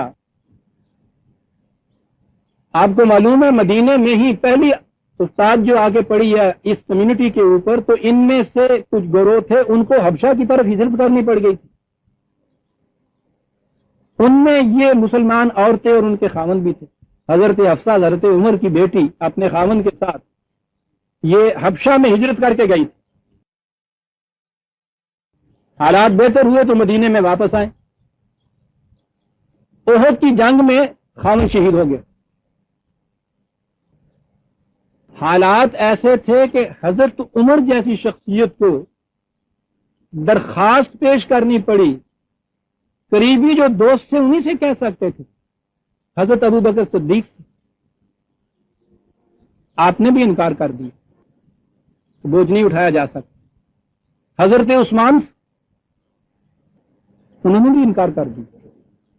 آپ سوچئے، یعنی ان سے پتہ چلتا ہے کہ سچویشن کیسی تھی، کیا گزرتی ہوگی حضرت عمر کے اوپر، اس عورت کے اوپر، تو جس نے ان حالات میں حبشہ جیسے مقام پہ ہجرت کی، عمر کی بیٹی، وہاں کس طرح سے دن گزارے ہوں گے آپ سوچ سکتے ہیں عزیزان من۔ پناہ گزینوں کی حیثیت سے غیر مسلم کے ملک کے اندر جا کے پناہ لی ہوئی، وہاں کی یہ زندگی بسر کر کے بیچاری آئیں، خدا خدا کر کے پھر واپس آنے کی مہلت میری۔ دوسرے ہی سال احد کے اندر جنگ احد میں ہم شہید ہو گیا کیوں کے ساتھ۔ اور کیفیت یہ ہے کہ ممتاز گھرانے کی یہ خاتون ہے، بات ریکویسٹ کر رہا ہے، ان سے درخواست کر رہا ہے، کوئی تیار نہیں ہو رہا۔ ان حالات میں حضور نے یہ کہا کہ جسے کہیں اور پناہ نہیں ملتی، کاشانہ نبوی اس کے لیے پناہ گاہ ہے، عمر حفصہ کو یہاں بھیج۔ یہاں حضور نے شادیاں کی تھی، شادیاں ہیں یہ۔ حضرت سودا یہ بھی انہی میں سے تھیں جنہوں نے حبشہ میں ہجرت کی تھی، وہاں گئی، وہاں خاوند مر گیا۔ سوچئے تو صحیح کہ اس قسم پرسی کے عالم میں، دیار غیر میں، وہاں خاوند مر گیا۔ کوئی مکان نہیں ہے جہاں جا سکے، کوئی جگہ نہیں ہے جہاں پروٹیکشن مل سکے۔ یہاں کی حالات آپ دیکھ چکے ہیں کہ کیا صورت تھی، کوئی جگہ ان کے لیے نہیں تھی۔ رسول اللہ نے کہا کہ پھر کاشانہ نبوی معمر عورتیں 2-2 3-3 دفعہ کی بیوہ ہوئی تھی، یہ لوگ بچوں والی، کتنی عمر ان کی، بڑھاپے کے زمانے۔ حضرت سودا نے، حضرت ام سلمہ یہ بھی ان میں سی تھی جنہوں نے حبشہ کی طرف ہجرت کی ہوئی تھی۔ وہاں سے واپس آئیں، خاوند جنگ احد کے اندر شہید ہو گئے، پھر وہی سچویشن ارائز ہو گئی، پھر وہی بیوہ چونوالی، خانمہ خراب، کوئی جگہ پروٹیکشن کی نہیں ہے۔ ایک یہ ہے ام حبیبہ، ابو سفیان جیسے ممتاز قریش کی بیٹی، سوچتے ہیں آپ کتنی ممتاز، اسلام لے آئی، ابو سفیان جیسا باپ، بیٹی اسلام لے آئی ہوگی تو کیا کچھ نہیں گھر میں ہوا ہوگا۔ خاوند کے ساتھ بہرحال برابر کا خاوند ہوگا، ممتاز گھرانے کی خاتون تھی، حبشے کی طرف ہجرت کرنی پڑی، وہاں جا کے یہ خاوند تھا، اس نے وہاں کچھ شراب پینی شروع کی، اور اس کے بعد وہاں حبشہ جو تھا عیسائیوں کا تھا کی مملکت کی، یہ ایتھیوپیا، یہ جو ہیلے سلاسی آپ کہتے ہیں جسے، وہاں وہ عیسائی ہو گیا، پیچھے باپ ہے جس کی مرضی کے خلاف یہ سارا کچھ، یہ شادی ہوئی، وہاں ایسے دیار غیر میں ہے جہاں کوئی باقی نہیں رہا، وہاں سے یہ پکار ان کی آئی حضور کی طرف کہ میرے لیے تو کوئی جگہ باقی نہیں رہی، حبشے سے بہرحال واپس آنا ہے، باپ کے گھر میں جا نہیں سکتی، خاوند ہے نہیں، کوئی اور رشتہ دار ایسا نہیں ہے۔ یہ بھائی ابھی معاویہ بھی تو ابھی مسلمان نہیں ہوئے تھے، یہ تو فتح مکہ کے بعد مسلمان ہوئے، کہاں جائیں؟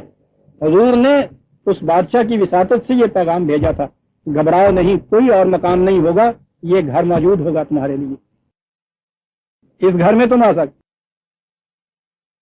حضرت زینب 2 دفعہ پہلے بیوہ ہو چکی تھی یا مطلقہ تھی، تیسرا خاوند تھا، جنگ احد میں وہ شہید ہو گئے، یہ بھی آئیں اس کا شانہ نبوی کے اندر، اتنی ضعیف المن تھی کہ 3-4 مہینے کے بعد انتقال کر دی۔ ان میں ایک حضرت زینب، وہ جو حضرت زید کے ساتھ جن کی شادی ہوئی اور جو شادی نبھ نہیں سکی، آپ کا غلام زید جو، جب وہ وہاں آؤں گا تو وہاں میں وہ واقعات پیش کروں گا، لیکن وہ سچویشن ایسی تھی کہ حضور نے وہ شادی کرائی تھی ایک غلام کی متعلقہ کے ساتھ، قریش میں سے کون تھا جو شادی کرنے کے لیے تیار ہو جاتا، اور اس کے ساتھ کیا بیتی ہوگی کہ قریش کی اتنی بڑی ممتاز گھرانے کی خاتون کی شادی ایک غلام کے ساتھ کی گئی اور اس نے بھی طلاق دے دی، کیسا دل نہیں ٹوٹا ہوگا۔ ایک یہ تھا وہ گھرانہ عزیزان مان، جہاں یہ کہا جاتا ہے کہ جب حضور کی یہ شادیاں ہوئی، 2-2 3-3 دفعہ کی بیوہ ہوئی، بچوں والی، معمر، خاوند جنگوں میں شہید ہو گئے ہوئے، کوئی حبشہ کے اندر بیچاری قسم پرسی کے عالم میں رہ گئی ہوئی، یہ حضرت میمونہ وہ مکے میں تھیں، ہجرت کر کے بھی نہیں آ سکی تھیں، اتنی گھری ہوئی تھیں، وہاں بھی وہ بیوہ ہو گئیں، کوئی جگہ نہیں تھی جانے کے لیے، اور یہ تھی آخری شادی۔ سن 8 ہجری میں مکہ فتح ہوا، حالات بدل گئے، جنگیں ختم ہو گئیں، معاشرے میں خوشحالی آ گئی، تو آپ کو معلوم ہے سب سے پہلے اس گھرانے کے اندر کیا بات ہوئی؟ معاف رکھیے گا، میں قرآن کریم کا نسخہ اندر سے نہیں لایا، آپ ریفرنس لکھ لیجئے گا، میرے پاس ہے۔ سب سے پہلے جب حالات پرسکون ہو گئے، نارمل ہو گئے، اعتدال پہ آ گئے، خود قرآن میں یہ چیز ہے، 33/28-29، 33/28-29، اندازہ لگائیے کہ حالات کے تقاضے کے مطابق ہوتا کیا تھا، جنہیں کہتے ہیں اتنی شادیاں آپ نے کی۔ جب یہ کیفیت ہو گئی تو قرآن میں یہ ہے کہ آپ نے ان ازواج مطہرات کو بلایا اور ان سے کہا کہ جن حالات میں آپ اس گھر میں آئی تھیں آپ کو معلوم ہے، اللہ کا شکر ہے کہ وہ حالات بدل گئے، معاشرے کے حالات اچھے ہو گئے ہیں، خوشحالی کی زندگیاں بسر کی جا سکتی ہیں۔ میرے گھر میں کہنے کے لیے تو ایک سربراہ مملکت کا یہ گھر ہے، لیکن پوری مملکت میں سب سے غریب تر گھر یہ گھر ہوگا۔ تم آئی تھی تو اس زمانے میں مجبور تھی، میں اب تمہیں مجبوری کی حالت میں نہیں رکھنا چاہتا، میری طرف سے اب اجازت ہے، تم میں سے جو سمجھے کہ اس گھر سے بہتر گھر اس کو کہیں اور مل سکتا ہے، میں خود خوشی سے اس کو رخصت کر دوں۔ غور فرمایا آپ نے؟ قرآن اس کی شہادت دیتا، اور قرآن ہی پھر اس کی شہادت دیتا ہے 33/52 52 کہ ان سے جب یہ کہا تو انہوں نے کہا کہ حضور آپ نے کیا فرمایا، اس گھر کی چھت کے سوا کوئی دنیا کی اور چھت بھی ہو سکتی ہے کہ جہاں یہ سکون اور جنت کی زندگی میں میسر آئے؟ آپ تو کہتے ہیں کہ یہاں کچھ اسود کی زندگی ہوگی، اس گھر کے تو 1,000 درجے بہتر ہے دوسرے گھروں کی دیگوں سے۔ وہ کون بد نصیب ہے جو اس گھر کے سائے سے نکل کے کسی دوسرے گھر کے سائے میں چلی جائے؟ کہا کہ اسے بھی سمجھ لو، اس گھر میں رہو گی تو تم امہات المومنین ہو جاؤ گی، تمہاری حیثیت امت کے مردوں کی ماؤں کی سی حیثیت ہو جائے گی، حضور کی وفات کے بعد بھی کوئی شادی نہیں تم سے کر سکے گا، سوچ لو اس کو۔ انہوں نے کہا کہ اس کے بعد کسی اور جگہ شادی کا سوال، یہ بھی سب قبول۔ انہوں نے کہا یہ درجہ حاصل کیسے ہو سکتا ہے؟ اور اس کے بعد اس مرد سے یعنی حضور نبی اکرم صلی اللہ علیہ وسلم کے متعلق کہا کہ اب آپ بھی سن رکھیے، یہ نہ ہو کہ حالات بہتر ہو گئے، خوشحالی ہو گئی ہے، زندگی کسی اور نہج کی ہو گئی ہے، تم بھی اب کوئی شادی نہیں کر سکتے، حتیٰ کہ اگر ان میں سے کسی کو طلاق دے کے الگ کرنے کی بھی ضرورت پہ حالت پیش آ جائے تو اس کی جگہ بھی تم کوئی بھی نہیں لا سکتے، تم نے یہ شادیاں نہیں کی۔ یہ ہیں نبی اکرم صلی اللہ علیہ وسلم کی ازواج مطہرات کے متعلق حالات۔ یہ ہیں عزیزان من قرآن کریم کی وہ پابندیاں جو اس نے عائد کی ہیں ایک سے زیادہ شادی کے لیے۔ دونوں شرطیں، حالات ایسے پیدا ہو جائیں کہ یتامہ کے مسئلے کا منصفانہ حل کوئی نہ مل سکتا، معاشرہ اس کا طے کرے کہ حالات و سچویشن ایسی پیدا ہو گئی ہے، مملکت اس قانون کے اندر جو وحدت ازدواج کا ہے، مونوگیمی کا ہے، اس میں ریلیکسیشن کی ضرورت محسوس کرے، وہ اس میں ایکسیپشن کرے،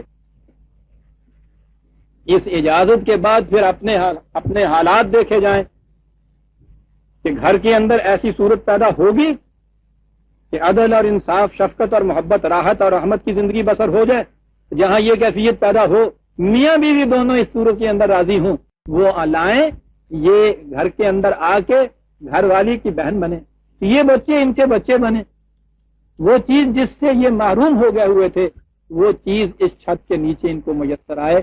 کہا کہ اگر سمجھو کہ یہ کر سکو گے تم کسی طرح سے تو پھر اجازت دی جا سکتی ہے کہ ایک کی موجودگی میں دوسری شادی رہو، اور اگر ان دو شرطوں میں سے کوئی بھی پوری نہیں ہوتی فواحدۃ، قانون تو وہ موجود ہے ایک کا۔ اس کے بعد ہے او ما ملکت ایمانکم، یا جو کہا جاتا ہے کہ پھر اور لونڈیاں، یہ اور بات آ گئی۔ اسلام میں غلام اور لونڈیاں، بالخصوص لونڈیاں، اس کی کیا پوزیشن ہے، یہ کیا بات ہے؟ یہ سوال پھر وہ آ گیا کہ جو وضاحت چاہتا ہے۔ آپ کے ہاں کا تو مسئلہ یہ ہے نا کہ ان کے ساتھ نہ نکاح کی شرط، نہ تعداد کی شرط، نہ طلاق کی شرط، جتنی قابو آئیں جنگ کی قیدیوں میں سے وہ بانٹ دی جائیں، سپاہی گھروں میں رکھیں، استعمال کے بعد جس کو جی چاہے تحفہ تن دے دیں، بازار میں جا کے بیچ دیں، وہاں سے خرید کے لے آئی جائے۔ عورت کے متعلق اس قانون کے نیچے یہ قوم انکوائری کمیشن بٹھاتی ہے کہ ہمارے اوپر یہ عذاب کیوں ہے خدا کا، اس کے لیے انکوائری کمیشن بٹھانے کی ضرورت ہے۔ جس قوم میں انسان کھڑا کر کے نیلام کیا جاتا ہو عزیزان من، اس پہ آسمان نہیں ٹوٹ پڑے گا تو اور کیا ہوگا؟ اس قوم کی اب تک بھی یہی صورت رہی، وہ تو غنیمت ہے کہ کفار نے آپ کے ہاں اتنا دباؤ دیا، یو این او کے اندر یہ مسئلہ سامنے آیا، انہوں نے غلامی کے مسئلے کو لیا، وہاں انہوں نے چارٹر کے اندر آپ نے یہ چیز اندازہ لگائیے، شرم کے مارے ڈوب مرنے کا مقام، انہوں نے اپنے ہاں یہ چارٹر بنایا۔ اوریجنل جب یہ چارٹر بنا ہے ہیومن رائٹس کا، جس میں یہ تھا کہ غلامی ابالش کی جاتی ہے، غلامی نہیں رہے گی، دنیا کی کافر مشرک فاسق فاجر قوموں نے اس کے اوپر دستخط کیے، چارٹر کے اوپر۔ آپ کو معلوم ہے دستخط نہیں کیے تھے تو کس خادم الحرمین الشریفین، دنیا کی سب سے بڑی اسلامی مملکت عربیہ کی، عرب کی سعودی عرب نے کہہ دیا کہ نہیں صاحب، ہمارا دین اس کی اجازت نہیں دیتا، ہم نہیں دستخط کرتے۔ اور کل تک ابھی مکے کے اندر خود یہ غلام اور لونڈیاں نیلام ہوتی تھی۔ وہ تو آج زمانہ کا تقاضا، شرافت سے جو کچھ کوئی نہیں کرتا، زمانے کا تقاضا مار مار کے وہ کچھ کرا دیتا ہے۔ اب تو ماتحت مزدوروں کو اور ماتحت ملازموں کو قابو میں رکھنا مشکل ہو گیا ہوا ہے، چھ جائے کہ آپ غلاموں اور لونڈیوں کو اس طرح قابو میں رکھیں۔ ان حالات کے تقاضے سے مجبور ہو کے وہاں یہ صورت ہے کہ یہ شکل نیلامی کی تو نہیں، لیکن ان کے حرموں کے اندر ابھی بھی وہ سب کچھ چلا آ رہا ہے۔ یہ ہے آپ کے ہاں لونڈیوں کا، اور پھر وہی قیامت کے صاحب قرآن سے ثابت ہے۔ آگے یہ چیز آئی ہے او ما ملکت ایمانکم، یہ چیز آئندہ درس میں ہم اٹھا رکھتے ہیں کہ مستقل موضوع ہے اور بات صاف کرنے کی ہے، 1400 سال سے آپ کے یہاں چلی آ رہی ہے کہ یہ کیا چیز ہوگی۔ فواحدتن، پھر ایک ہی بیوی، کتنی سی بات یہ میں کہہ دوں، ذالک ادنا اللہ تعولو، یہ اس لیے ہم کہہ رہے ہیں تاکہ تم عدل رکھو، نا انصافی نہ کر سکو کسی طرح سے۔ اور دوسرے معنی اس کے یہ ہوتے ہیں، یہ بھی یاد رکھو اتنے کثیر العیال بھی نہ ہو جانا اس طرح سے کرنے کے بعد کہ یہ بوجھ ہی تمہیں لے ڈوبے، یہ بھی معنی اس کے آتے ہوتے ہیں۔ یہ جو فیملی پلاننگ کے خلاف لڑ لے کے پھر رہے ہیں، قرآن نے یہ کہا ہوا ہے، لیکن یہ بات بھی آگے چل کے بیان ہوگی۔ سورہ النساء کی 3 آیت آج ہم لے سکے اور وہ بھی پوری نہیں ہوگی۔ اللہ کا شکر ہے کہ ایک موضوع جو سامنے آیا اس کے متعلق میں اپنی بصیرت کے مطابق قرآن سے وضاحت کر چکا ہوں۔ آگے آئندہ درس میں ہم لیں گے۔ ربنا تقبل منا انک انت السمیع العلیم۔